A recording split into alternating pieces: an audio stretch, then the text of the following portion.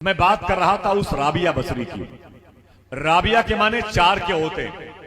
یہ رابعہ ان کا نام کیوں رکھا گیا؟ اس لیے کہ اپنے باپ کی وہ چوتھی بیٹی ہوتی ہیں۔ تین بیٹیاں ان سے پہلے ان کی بہنیں پیدا ہو چکی تھیں۔ انہیں بصری اس لیے کہا جاتا ہے، وہ بصرہ میں پیدا ہوئی۔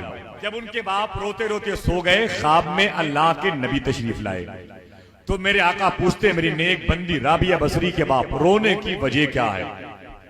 تو رابعہ بصری کے باپ کہتے ہیں سرکار غریبی ہے۔ سرکار میرے ہاں تین بیٹیاں پہلے سے پیدا ہو چکی ہیں، ان کے کھانے پینے کا میں انتظام قاعدے سے نہ کر پایا، ان کی شادی کی تقریبات کا میں ایک ایسے اہتمام کروں گا۔ میں یہ سوچ رہا ہوں پھر یہ چوتھی بیٹی پیدا ہو گئی ہے، میں بہت پریشان ہوں، بہت مطمئن ہوں، بہت بے چین ہوں، میرے گھر کی مفلسی خوشحالی میں کیسے تبدیل ہوگی؟ میرے آقا فرماتے میری نیک بندی رابعہ کے باپ ایک کاغذ اور قلم لے کے آؤ۔ کیا فرمایا؟ زور سے بولیں، زور سے بولیں۔ ایک کاغذ اور قلم لے کے آؤ۔ خواب ہی میں رابعہ بصری کے باپ کاغذ اور قلم لے کے آ گئے۔ میرے آقا فرماتے ہیں ہیڈنگ بناؤ، اوپر لکھو یہ خط امیر بصرہ کے نام۔ اس کے بعد جو جملہ میرے آقا نے لکھوایا تھا رابعہ بصری کے باپ سے، آپ کے دل کو چھو گیا تو دو چار لوگ تو ضرور دل سے سبحان اللہ کہیں۔ میرے آقا فرماتے ہیں اوپر لکھو یہ خط امیر بصرہ کے نام، نیچے لکھو اے امیر بصرہ، روزانہ تم میری بارگاہ میں محبت سے درود شریف پڑھتے تھے، کل تم نے درود شریف کیوں نہیں پڑھا؟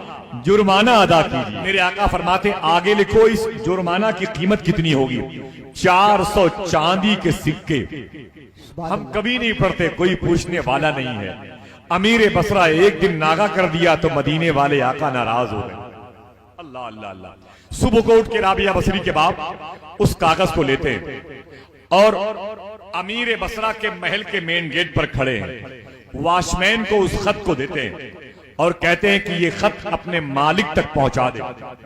جیسے اس خط کو لے کے نوکر اندر انٹری کیا اور اپنے مالک یعنی امیر بصرہ کو اس خط کو دیا، امیر بصرہ نے اسے پڑھا اور اپنے نوکر اپنے خادم اپنے دربان سے کہا خبردار یہ خط جو لے کے آ رہا ہے اسے اندر مت آنے دینا، میں خود دروازے پہ جا کے اس کا استقبال کرنا چاہتا ہوں۔ امیر بصرہ مین گیٹ پر آئے، رابعہ بصری کے باپ کے ہاتھ کو چوما، قدم کو چوما، آنکھوں کو چوما، اندر لے گئے، اپنی مین کرسی پہ بٹھایا اور ایک سوال کیا، اگر اجازت ہو تو سوال کیا تھا بتا دوں؟ ذرا یہ تو بتا، درود شریف میں پڑھتا تھا رات کے اندھیرے میں، رات میں مصلی بچھا کے، چراغ بجھا کر کے، مدینے والے کو یاد کر کے، نبی کی محبت میں بے چین ہو